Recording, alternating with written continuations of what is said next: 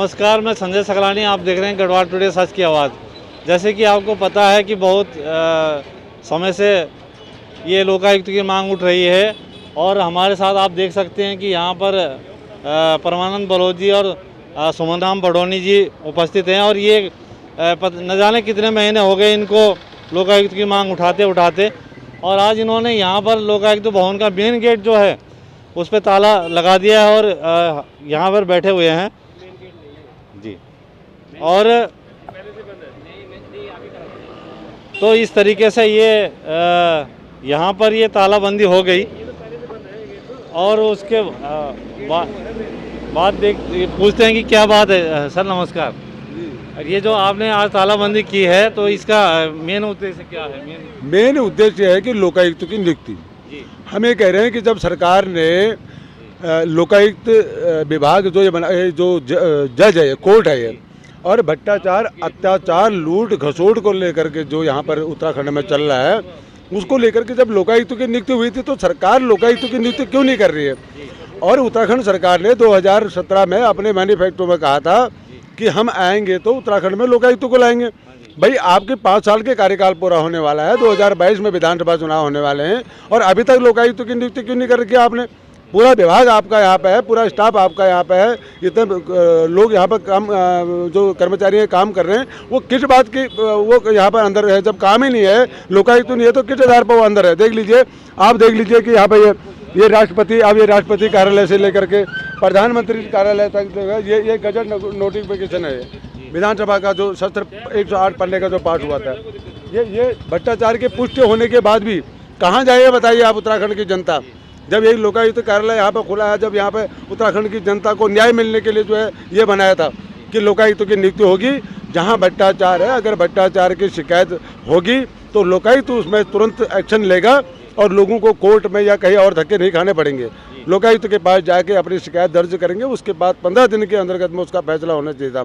लेकिन क्या है, आप देख रहे हैं कि सरकार आंख मूंद के सुई है और जनता तो अब चाहती है कि भाई हो जाए, ऐसा हो तो जाए, लेकिन जनता जैसे कि आपने अभी तालाबंदी कर दी है तो इसके आगे क्या कार्रवाई होगी? देखो, अभी तो आज तो हमने तालाबंदी हमने कहा था मीडिया में, क्योंकि हम तो प्रिंट मीडिया में अगर देते हैं कि कल को हम ऐसा करेंगे तो प्रिंट मीडिया हमको देख नहीं रही है, क्योंकि प्रिंट मीडिया है बहुत बड़ी, ये इनका छोटे मोटे नहीं लेते हैं, क्योंकि इसमें अगर प्रिंट मीडिया देती है तो ये सरकार के खुंटी में बंधे हुए होते हैं, क्योंकि इनके गले में जंजीर पट्टा होता है और ये पट्टे से बंधे हुए होते हैं सरकार के, तो ये इसलिए प्रिंट मीडिया नहीं करते। सोशल मीडिया आप लोगों के माध्यम से हम अपनी बात को रखते हैं।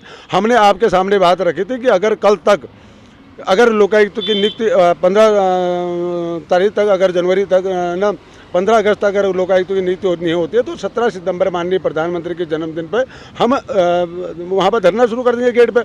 लेकिन जब नहीं हुआ, यहाँ कोई, हम नाले के ऊपर बैठे, कोई देखने वाला नहीं है, कोई शासन प्रशासन देखने वाला नहीं है, तो हमने निर्णय लिया, हमने आपके माध्यम से, सोशल मीडिया के माध्यम से शासन को कहा कि अगर माने लोकायुक्त की नियुक्ति नहीं होती है, 24 तारीख को जो है ये कैबिनेट की मीटिंग थी और हमको विश्वास था कि कैबिनेट की मीटिंग में जो है पुष्कर सिंह धामी जी हमारे युवा मुख्यमंत्री हैं और उसका जरूर निर्णय लेंगे, क्योंकि सरकार के मैनिफेस्टो में था कि हम आएंगे, लोकायुक्त को लाएंगे।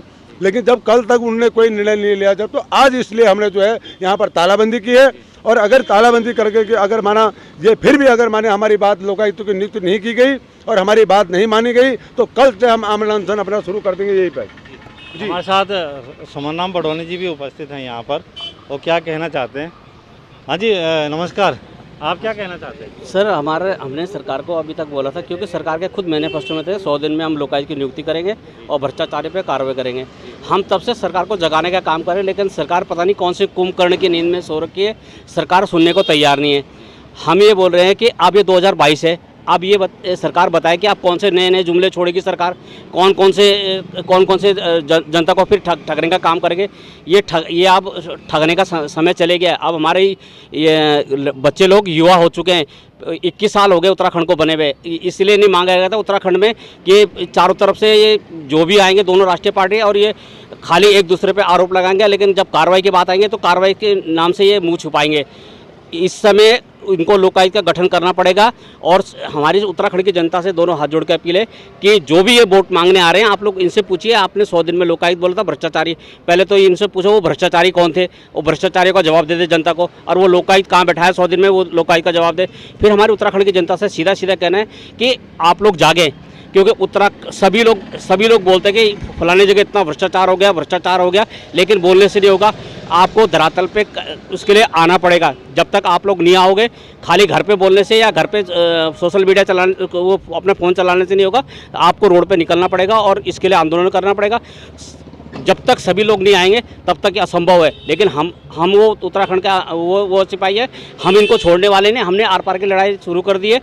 आज तो हम इनको देख रहे हैं कि अगर तालाबंदी के बाद भी नहीं मानेंगे तो फिर उसके बाद हम आमरण अनशन शुरू करेंगे, लेकिन हम छोड़ेंगे नहीं सरकार को किसी भी हाल। जिंदाबाद जिंदाबाद। तो ये थे हमारे साथ परमानंद बलौदिया तो सुमन राम बडोनी जी, जिन्होंने आज गेट पे तालाबंदी कर दी है और आगे भी चेतावनी दे रहे हैं कि हम आमरण अनशन करेंगे। कैमरा पर्सन दिवाकर के साथ मैं संजय सकलानी, देहरादून।